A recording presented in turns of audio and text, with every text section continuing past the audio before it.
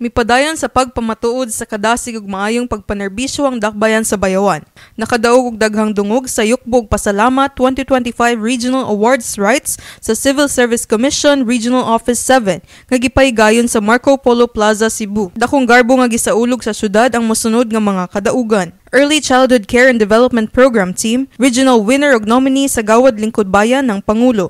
Bayawan City Persons with Disabilities Program Team, Regional Winner ug Nominee sa Gawad Pag-asa.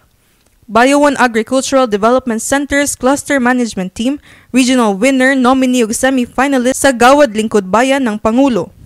Department of Education Schools Division of Bayawan City nakadawat sa Brigada Ahensya Award, Category D Proper Waste Segregation. Ug usab ang Bayawan Water District nakadaog sa Brigada Ahensya Award, Category D Proper Waste Segregation ug Category C Landscaping. Kini nga mga pasidungog ug pagkilala sa Civil Service Commission nagsilbi nga inspirasyon sa Bayawan City aron mas lig-unon pa ang misyon sa paghatag og transparent ug epesyente nga serbisyo publiko nga nagmugna sa Bayawan isip usa ka tinuod nga ehemplo sa maayong pagdumala sa rehiyon.